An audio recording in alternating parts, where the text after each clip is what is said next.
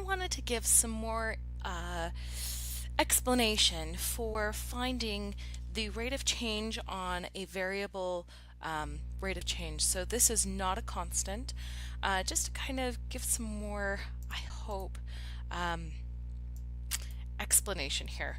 So the visual rate of change that I can see is called slope. So if I look at something like a straight line, here uh, it has a constant slope so that it's going the same the whole way, and I could find this slope of this line by rewriting it in slope-intercept form. So I would find how high it's rising over how far it's running, and that gives me the slope. And you can see at every point on this line it's the exact same slope, so it's constant. This one, these curves that came from examples in the interactive textbook and in the review, show this variable rate of change so that the slope is constantly changing.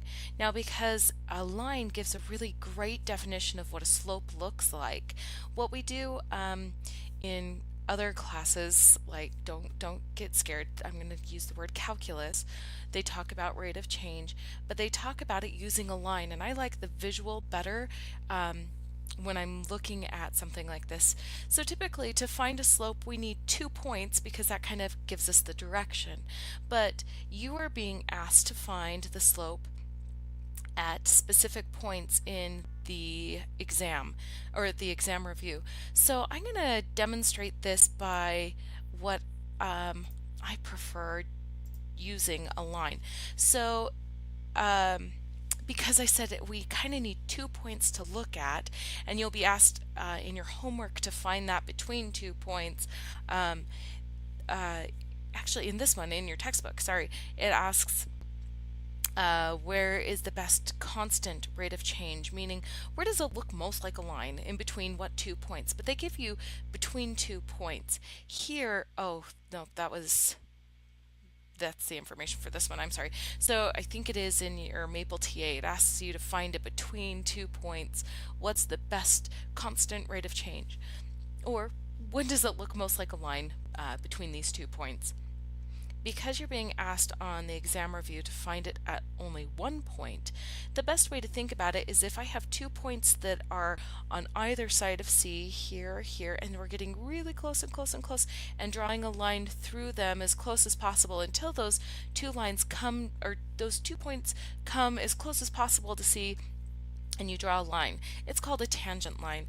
Or if I were to draw a line and get it as close as possible to this graph that it would only touch point C, then that would be the line. You can use a piece of paper and just kind of hold it up along your computer screen, use the edge, and just see if you can just touch the function at just C, and you can see the slope of the line. And it's going to be parallel to this one. If I were to do the slope at E, and so you know what, because I brought up a line tool, I'm going to show what it might look like if you put the edge of your paper up here and only touch that line just at C, and you'll see the slope of the line looks pretty parallel. If I were to find, I want to do another one. Well, let me do another one. Yep. Okay, so if I want to find the slope here at E, I want to get as close as possible and only touch point E. So I'm going to hold up a paper, and this one's going to be kind of tricky. Oh, wait, I don't want to move my current line. Sorry.